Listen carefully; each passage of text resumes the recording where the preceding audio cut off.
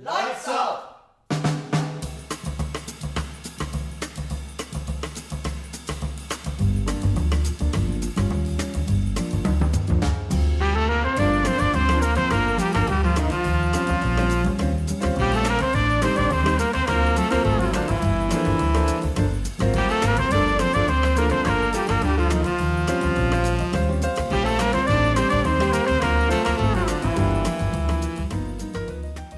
Everybody, I'm delighted to say that we're joined today by two cast members and our resident dramaturg from our next production, which will be in the studio, of Apologia. So, hello Amanda. Hello. Hello Chris. Hello. And hello Geoff. Good afternoon. Oh, now Amanda, you play our main protagonist in Apologia. Yes. Talk to us about Kristen. So I play the part of Kristen, who is the mother, and effectively on the surface like the villain of the piece, which is quite interesting. She's a very, very complex character. She's an academic and an art historian and was a political activist during the 60s. And because of her vocation, if you like, she made decisions which conflicted with her role as a mother. So she has two sons.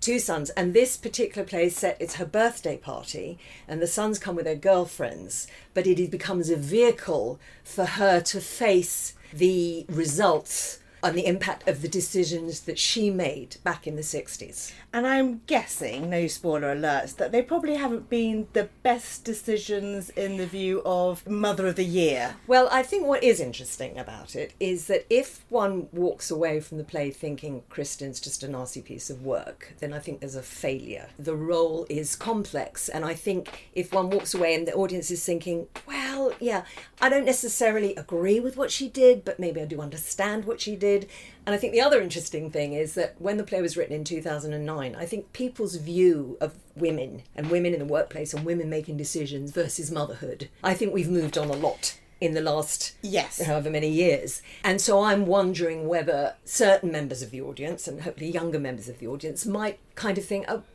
okay, maybe I do understand what she did. Yes. But there is no doubt that in the context of the play, what she did severely impacted on her children. And that's sad. So I guess what we should really ask is, what does Apologia actually mean? So I know it is actually one of your lines in the play, Amanda. Oh, this is a test, isn't it? It is a formal written defence of one's opinion or conduct. Oh, 10 out of 10. Not to be confused with an apology. Oh, right. And I'm going to bring Geoff in now, because Geoff, your role in this production, as I said in the introduction, you are our resident dramaturg. Now, there may be some people who are listening to this going, excuse me, what? What is a dramaturg? So please, explain. Okay, a dramaturg in a professional production where you've got lots of rehearsal time will be involved very much in the literary side of the play, so doing lots of research, helping the actors and director, and quite often helping the writer. So it tends to be a role where the writer is part of the process of, so it's putting all that stuff together, the text and the actors and the director. In the context of this production, of course, the play exists, and we don't have 4 weeks of 9 to 5 rehearsals to do all the literary stuff. So I've turned into, it's an advisory role, but without making that sound like anyone needs my advice. Very much looking at the monologues in the play, the big speeches, and working one-to-one with people, but also being an outside eye. So some scenes, Jim said, can I just watch the scene? He might be focusing on one thing, I might be focusing on something else. And it might be that there's a moment where I can see, for example, that Amanda and Chris are heading towards something, and my job might be just to give a couple of clues as to how you could continue that vision, develop that vision. It's very much about taking the work that our 7 artists, that's Jim and the 6 actors, they're doing, and adding advice, adding suggestions, sometimes just an insight into things that just move them forward. Interesting, having been a director myself, that I'm not directing this play, I am helping to facilitate 7 other people's vision of it.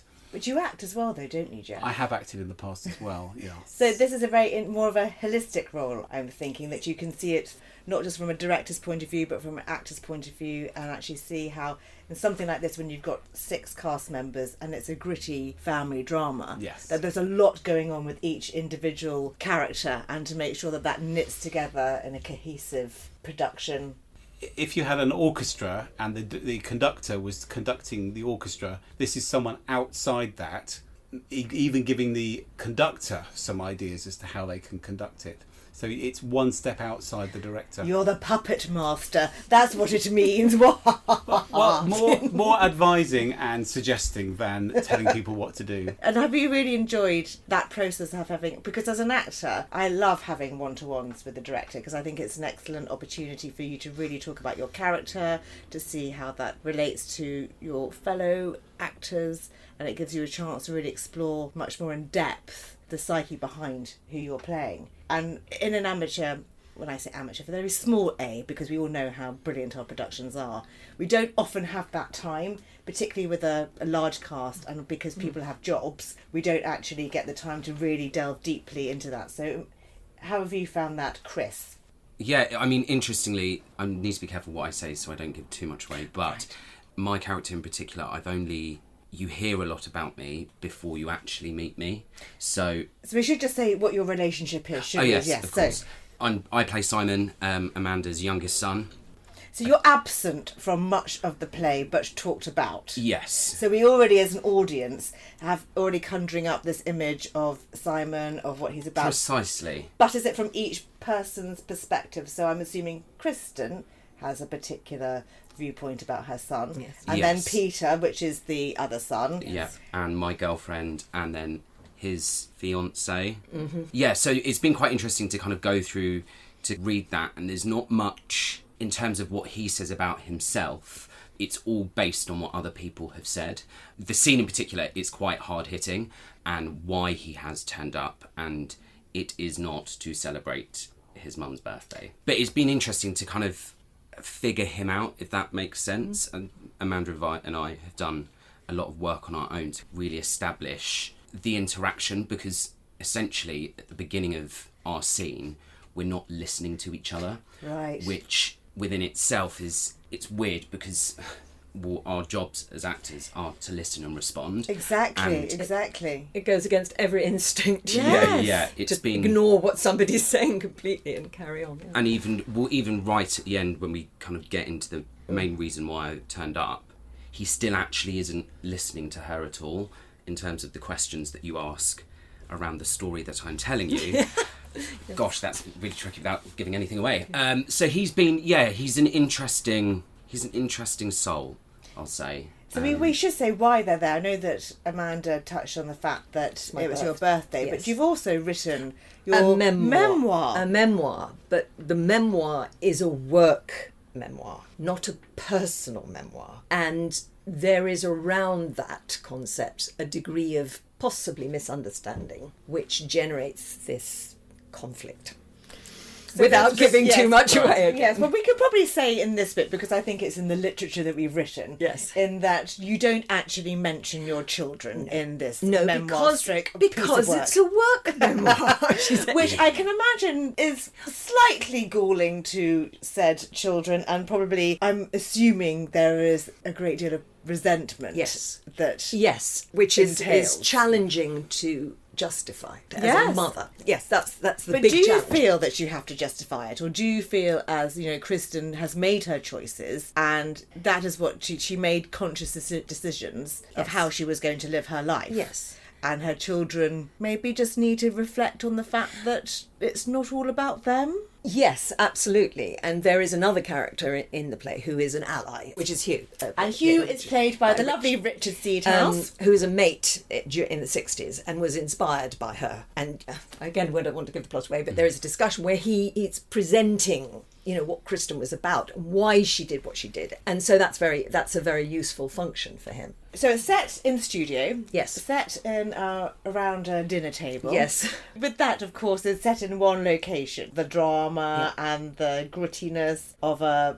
Yes, it's very intimate, and even more intimate because it's in the studio. Yes. So it is really, you know, you're right in that room with them. Yes. We can't hide anywhere, you know, or you're not looking up at a big stage. And there's No. that. It's very, very connected. And that's the joy of the studio. Well, also I think it's a challenge in that we are dealing with a play that's very, very naturalistic. Jim's been working with the cast to be overlapping dialogue.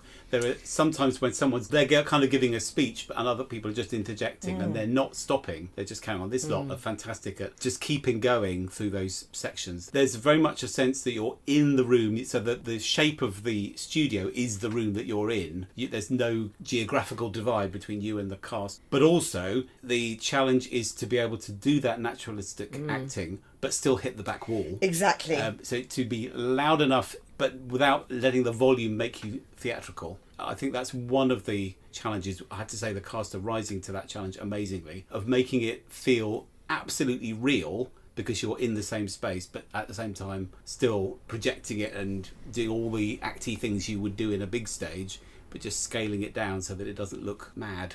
And that's the joy of the studio, I have to say. And when you were just talking about the overlapping conversation, immediately Top Girl's Carol Churchill came into my mind of that first act, which is a dinner party.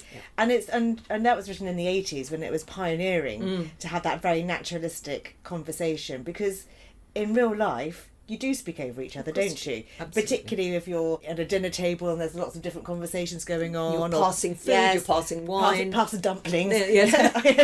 And that's what I think is a real skill to write.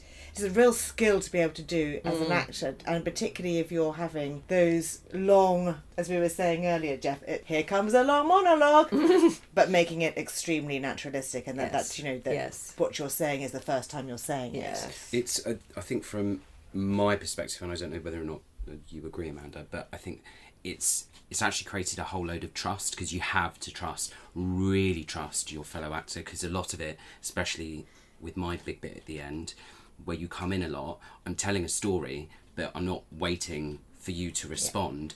You're asking as you would when someone tells a story, and if someone's in that moment where they're really reliving it and telling it, I just have to trust that you're going to come in at the right times and make sure. But you know what I mean? Yeah, and even I do. with our little overlapping bits, it's a conversation. Actually, if you do miss a beat or it overlaps too early, it doesn't actually matter, because it's about it being real. Yes. In the moment. We could get all Meisnerish on this now. There's also the matter of trusting the text, because a lot of the lines that overlap, if you miss one of those lines, it doesn't matter so much. It's written so much that the really important stuff is really foregrounded, so that when it's all babble, babble, babble, that's what you're hearing.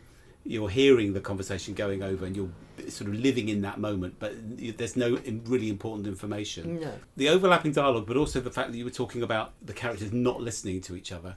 The scene that Kristen and Simon have in the play comes in a 4-act play. It would be Act 3. In The Seagull, the mother, the overbearing mother with the sensitive artistic son, she is bandaging his head because he's tried to shoot himself. And this scene has so much echo of that, but also the very, very Chekhovian principle of characters not listening to each other. I was going to say there's a crossover, isn't there, Yeah. between Chekhov and the Seagull and this and that. So thank you for mentioning that, because I think for those people that go, oh, hold on, this rings a bell. Do we know Simon's wounds, how they've been inflicted? Are they self-inflicted? Are we allowed to ask? Well, this was a question that kind of Jim put to me, and he was like, is it self-inflicted? I personally don't think it is. I mean, he explains at the beginning he's cut his hand and how it's happened. Shards of glass. And I think if you wanted to get into it, is he telling a lie? It doesn't really make sense. I think he has just... It's just a genuine accident. Yeah, Otherwise, he hasn't slashed his wrists. No. Something, something And I cataclysmic. don't think he's in that headspace. I think, as the tagline on our flyer says, the thing I remember most about you is your absence. Again, I'm not going to allude to any more, but he's come with a very clear intention of what he wants to get out of the conversation. So he has a motive. Yeah, his motive is really clear and it's set out, and I don't think he's in a space where he's feeling suicidal or overbearing. I think he's really looked within himself to find why he is the way he is. His intention isn't like, oh, woe is me. He's very much there to tell his mum, essentially, she's not been great. And I think she's completely sidelined and not expecting it at all. That's really interesting, because then I'm assuming then, as Kristen thinks, that she's made the right choices in life. So is the backlash to this... Well, that's the thing, isn't it? Does the audience walk away believing that Kristen actually genuinely does believe she's done the right thing, or is there a tinge of regret or whatever? And that's Da, da, da. that's Love it. That's Ooh. the thing. That's So it'll the all thing. come 'Cause out. on paper. You could play it one way, and it's just, oh my God, this woman is awful. Well, I think it's really dangerous there's not to a make her- passionate bone in her body, you know. And some of the sections, it's really hard not to be moved, not to be Amanda being moved, and to remember that Kristen is a different kind of person, if you see what I mean. Obviously, Yes, but I think it's also very dangerous to make it into that sort of, not pantomime, but to make it a villainous character, because that's very easy. Yes. Whereas it's much more difficult Yes. to be. You don't have to be a likable character. You know, you don't. exactly. The audience don't need to come out and go, "Oh, wasn't she lovely?" And that's quite hard sometimes as an actor to know that people aren't actually going to be liking you as a character. Absolutely. But to make it believable, Yes. and to have the audience questioning that, then I think it's job done. Yeah, one thing Jim did about 3 weeks into rehearsal, rather than have a rehearsal, we had a workshop, and he introduced some Laban intentions. What were they? Were they called intentions? Yeah. And we also did a bit of Stanislavski work about investigating the characters. And for a start, one of the things that Jim released in one of the actresses was a way of moving that changed her voice, which was really, really interesting. But also the investigating the text and saying, I found out this about my character. Is it helpful for me to bring that into the character, or is it something that I'm not going to use? Also, what Chris was talking about, the speculation. Sometimes there's a hole in the script. You think, well, I actually don't know why this character is doing this, so you have to make something up. But sometimes you can make something up that isn't helpful. That's a And really good point. I think yes. what Chris did was say, maybe he was trying to hurt himself. No, I've got no evidence. But Chris had to develop an argument for why what he says in the script is true. But that, I think what Jim did for the cast was give them a forum for an afternoon where those questions could be asked and kind of sorted out. And it's not sort of on the fly in rehearsal. We actually had that period where he really sort of set out a forum where everyone could discuss and make those decisions. And I thought, for me, if I was going to direct another show, I'd have one of those workshop things in the middle, because it was answered a lot of questions and helped people make decisions. I think that's a really helpful exercise, because as we know, you know, the text tells us so much about our character. That's when we start the whole process. We read it, we make notes of what people say about us and what we say about ourselves, really to put that picture together and the timeline. But to have that as a group exercise where you know about every single person's relationship to your timeline it solidifies it, I think, for a cast in general. I know we did it for Lost the Housemans. Yeah.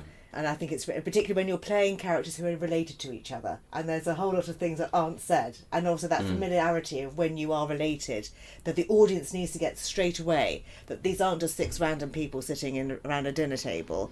They have very in-depth and multi-layered and textured relationships, and we need to get that immediately as an audience. Yeah. I think what's been a strange experience this time around is being part of a cast where actually all my rehearsals is with one other cast member, which again actually I feel has been really helpful in terms of finding my character's loneliness, because we all know that we all come into rehearsals, or it's in these particular scenes and you kind of all get to know each other. It's been the complete opposite, and again, because we've got a lot of new members in this show, it's been weird to kind of go, oh, hello, create that kind of awkwardness. But again, I think it's helped our scene massively, where I'm hoping people will leave and feel that it's palpable. I can't wait. I really can't. This has been really... I'm loving this conversation. I genuinely could be here all afternoon talking about this, but Sorry. Jim will kill me. Just want to say, this play is also hysterically funny in parts. Hysterically funny. I don't want people to go, has oh humour. gosh, this is very heavy, because it's not all the way through. It very much starts off quite hysterically funny. Yes. Hugh brings a lot of the comedy. Also, to going back to the Chekhov analogy, there are lots of moments of high drama that he undercuts with a gag. Yeah. And you can't remain feeling anything for very long, because he moves you on. Either you're laughing and he says something upsetting, the writer, or it's very, very tragic, and then suddenly he just chucks a laugh at you, which is a bit like, I don't know, life. I was going to say exactly the same, which Exactly. is a real sign of a great writer, knowing that Yes. humour is used to deflect so much. Yeah. Oh, well, this has been fabulous, my darlings. Thank you so much. Thank you for having us. Dropping Thank you. by. Thank you. Don't forget, people, it's from the 17th to the 21st of October in the studio, including a Saturday matinee. Tickets can be bought in the usual way via the website www.putneyartstheatre.org.uk. And I'm just going to say this once. Studio shows sell out. So go and get your tickets. I know Friday there's only 13 tickets left. I think Thursday there's only 15. Look forward to seeing you there. Cast almost just over 2 weeks to go. Go enjoy. Thank you. Thank you. Thank Thank you very much. Thank you.